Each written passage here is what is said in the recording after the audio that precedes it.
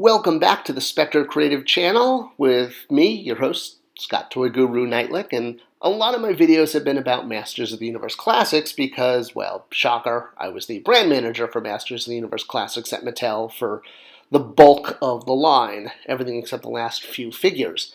And today I want to talk about things that almost made the line. And these can range kind of all over the map.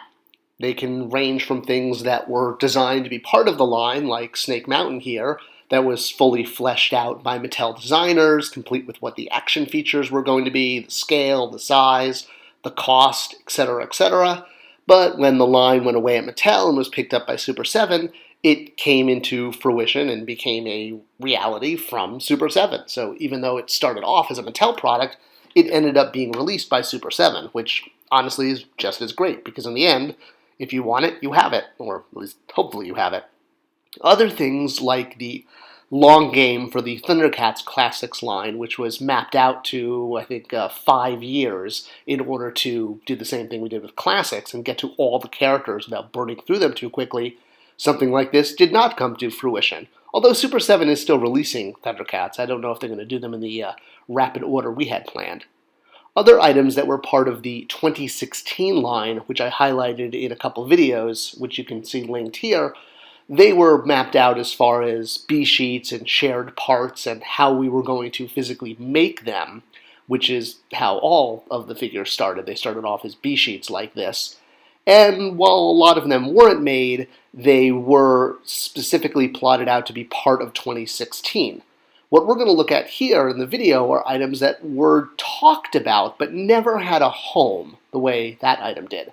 Items that were sort of just, shall we say, missed the shot. They were discussed quite a lot by design and marketing, but we never actually assigned them where to go. So one that comes up a lot on the boards in the comment section and in bottles washed up on shore with notes is the Meteorbs. So I'm not going to do a whole video about the origin of these characters. They appeared in very little of the content, only a few magazines and comics because they came so late in the line. Pixel Dan actually did an amazing video about the whole history of them. You can check it out. Essentially, the short version is they started off as a Japanese toy called Tamagora, which means egg character or, egg beast.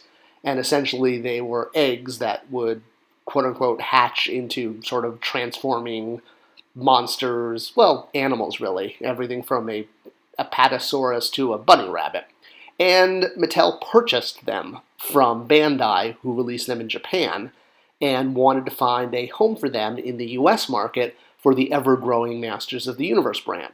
Unfortunately, with Masters of the Universe on the way out by the time they were purchased, well, while they were a huge hit in Japan as eggs that transformed into things, the idea of reissuing them as rocks that transformed into things just by redecoing the eggs to make them look like rocks, it was a great idea, but it never really panned out simply because the Masters of the Universe line was already on the way out by the time they were available.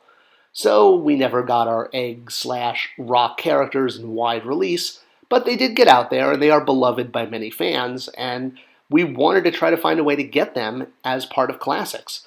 While they are, a little odd to be part of MOTU, I mean, with Earth-based animals, zebras, elephants, etc., they found creative ways of making them feel like they were meant to be part of Masters of the Universe, even though they weren't designed originally to be Masters of the Universe toys. They were a purchase part, if you will, which does happen quite a lot. I mean, heck, the original Transformers toy from Hasbro was the combination of multiple lines that they put a new backstory to, or rather, Marvel Comics did. But that's a story for another time. But in regard to the Meteorbs and Masters of the Universe Classics, well, we talked about them a lot. We did. We tried to figure out how is it that we can get these characters into the line, especially because they would require a lot of tooling if they were going to transform. So one idea that was thrown around was to do them as low articulated figures, not totally slug figures, which means a figure that's not articulated, like the Cringer that came with Marlena. But since there were fans petitioning to have them, we knew that there was a lot of pent-up demand, especially because they were, tail-end items. And, There were bootleg versions of them that had been floating around for years, and other companies picked up on the whole, egg to creature concept. So we thought one of the best ways to do it would be to do them as pack-in figures, much like we did, well, the Lookie and Cowl pack was 2 pack-in figures. But something like this, where we could have either done them as a full pack of Meteorbs, kind of like we did that pack of heads of Eternia at the very end, where you would get a couple different Meteorbs, some in rock form, some in animal form, but they wouldn't actually transform. The problem is that by the time we got to this late in the line, the rules at Mattel had changed. And what I mean by that is the way Mattel counted SKUs. So when we did Orko here, for example, Orko and Prince Adam was counted as 1 SKU.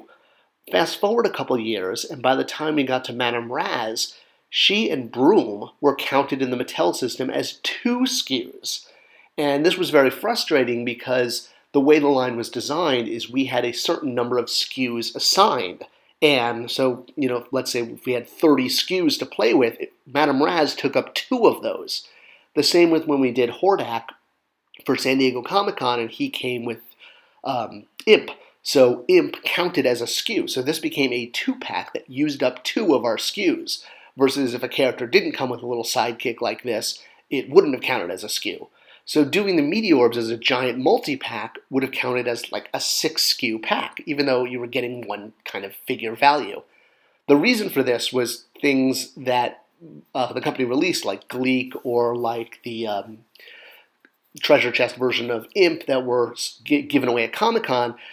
Management felt that if the item could be sold that way, it had to count as a SKU. So I walked in and was like, I don't know about this, and I took a Barbie toy and I kind of slammed it down on the desk, and I was like, look, Barbie comes with different animals, different pets, and you only count her as 1 SKU. Why do you count ours? Joey, bam! What? Well, while I thought I had a good argument, management basically said, well, you would never sell Barbie's dog by itself or Monster High's little animals by themselves, versus in the boys' side, you can sell these characters by themselves. And I argued till I was blue in the face, but unfortunately, it wasn't going to happen. So that's what sort of killed the Meteorbs. All right, so next up is this guy, the evil robot. Does that mean he has like claw feet? Because if you have claw feet, you're evil? Okay, that's a joke from another video. The evil robot was a concept toy, or rather was a toy, shown in the Mattel catalog.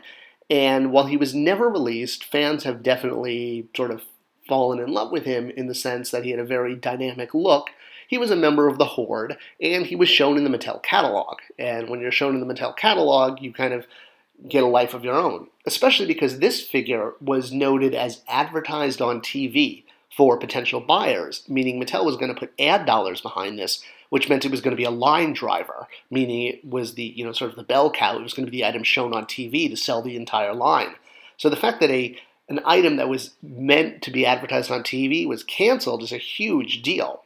So the figure never shipped. It only showed up in this Mattel catalog image. It didn't stop fans from making their own custom versions of it over the years, both versions that would show what it might have looked like had it been released in sort of an oversized package with a blister box, or even just loose samples. There's no end to the number of customs that fans have created online. Doing him in the Classics line, while it fit thematically with everything that Classics was about, which was doing figures that had shown up in the catalog, but we weren't able to, or rather Mattel didn't produce back in the day, like Hero or the Star Sisters here, the evil robot fell right in line with them as far as a category of figures or a pool of figures to pull from. The reason we couldn't get to the robot was because of the tooling. So I've explained in quite a few videos how expensive tooling is, and when you have to do a 100% tooled figure, it can be anywhere from $50,000 to $100,000 investment. Even characters like Ram Man, who required 100% tool and was, basically an A-list character, or at least, top of the heap, we still had to sell him into management as far as the tooling bill. And the way we were able to do that was showing how Ram Man could be used for other figures down the line. So looking at it not as a 100% one-time use, but rather an investment. meaning if management okayed the use of this tool, we'd be able to use it for other figures, like Tuscador or Hans Hammerholder was specifically designed to use the Ram Man parts for this reason, because to sell in the price tag for Ram Man's tooling, we had to convince management that it was an investment. The same thing with Dragoman with his wings. When the Horsemen came up with this design, we didn't tell them what to do, and they showed up with this figure with giant head, giant tail, giant wings. It was going to be expensive to tool those, but we were able to sell them into management saying, look, this is not a one-time use figure. By tooling up these giant wings, we're going to get to reuse them. For example, we can reuse them for Granomir, even though the figure's big. Or Lord Dactus, same thing. We can use the exact same wings in another color, and now we have wings in our tooling bank. And this actually brings us right into our next figure, the Winged Skelecon. So the Skelecons are Skeletor's army. They go back to the Ladybird, books from the 80s. And the figure that was released for Classics came with the Roton vehicle. He was the pack-in figure.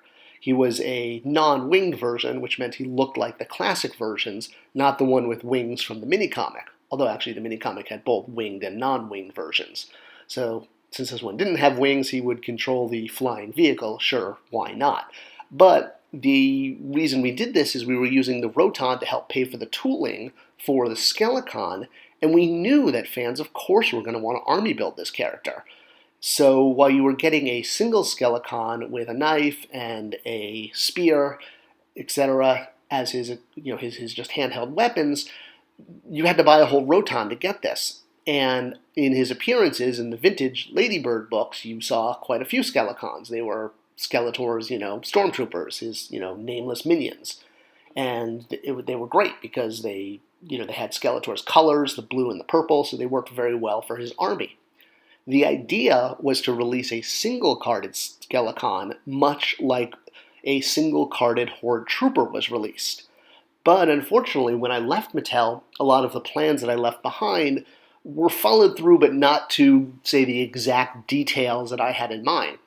Case in point, the Horde Trooper was supposed to be released day and date with General Sundar.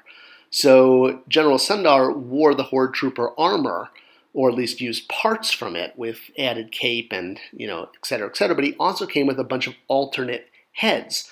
The reason we did this is this was to help sell General Sundar because you could use these heads for other Horde Troopers. They were not meant for his body buck, they were meant for the Horde Trooper buck, unlike this promotional image that Mattel created showing one of the heads on the General Sundar body. So if the Horde Trooper had been released the same day, you could have stacked up on Horde Troopers to use with the additional heads. At least the Horde Trooper did get released in the end, although it wasn't in conjunction. On the other hand, the Skelecon with wings that was designed for the mini-comic was meant to be the single-card release. And if you didn't want the wings, you could just unsnap them and pull them out. So this was the way we were going to army build the Skelecon besides the Roton version. But again, unfortunately, this never happened. But this was the long-term plan for how we would do a army build for him by releasing a single version with the wings. Okay, wrapping it up, our last one is the Slime Pit. Yes, a lot of discussion happened with the Slime Pit and how we can make this in Classics. This is one of those very, very iconic items from the Masters of the Universe line in the 80s, really because it brought slime play back. You can see the video about that. And, besides the fact that it was a great way to cross-sell the slime containers, it was a magical toy because while slime had been experimented with in the past with toys, there really wasn't a slime toy that truly captured kids' imaginations the way the Slime Pit did. Obviously, fast forward today, and slime is a very different type of play pattern. It's much more of an arts and crafts play pattern with making the slime versus, just pouring it down. And the Slime Pit was meant to come with a figure. It would have come with Slime Pit He-Man, which was kind of a no-brainer because while he had precedent from being in the mini-comic, although he was never made in the vintage line, maybe he would have looked like this if he was in the vintage line, he was an easy repaint. He was basically a green He-Man. Whether he was going to be iridescent or just painted green, he would be easy to do, and most companies that had a license to make MOTU figures picked up on this idea and brought Slime Pit He-Man into their line because, if you can take an existing tool and repaint it in green with red eyes and sell it, hey, that's huge because tooling eats up so much of the development dollars. So while Slime Pit He-Man showed up in Super 7 and Funko, it did eventually show up in Classics as a PowerCon exclusive, although they changed the name from Slime Pit He-Man to Horde Zombie He-Man. Not that it makes much of a difference, but he originally was planned to be part of the Slime Pit playset. He would have been the pack-in figure, and a very appropriate pack-in figure to, at that. But at least we got him, which I was excited about. This was actually the last figure produced by Mattel, even though Super 7 did a few of the PowerCon exclusives. When Mattel took the license back, Mattel also then did the final PowerCon exclusive. So it was nice to get a Mattel toy as the last one. The way the slime would have been done was kind of like the lava from Snake Mountain, where it was a clear iridescent waterfall. And we would have actually done multiple waterfalls. So there would have been one that was just straight down like this, and then another one that was sculpted so you could put a figure into it so that the slime was posed around his body, but it would have all been made of iridescent plastic. Now, obviously, you could get your own slime and pour it into it, but the idea was we knew fans were going to want to display the slime pit, and to be able to display it with slime oozing over the figure required it being made of plastics, and slime dries out. And obviously there's no short way of getting slime these days. You can get slime from almost any store, anywhere, make your own, buy your own. So we weren't really worried about fans finding their own slime if they wanted to use it, but for those who wanted to pose it long term, we would have had a version of the slime waterfall that was sculpted to look like it was running over a figure. Alright, so that's a look at some of the concepts that were talked about but never made it into the line and the reasons why. I hope you enjoyed the video. Let me know in the comments below any thoughts, any other items you would have liked to see that we didn't get to. What were they? I'll comment back. Thanks for watching.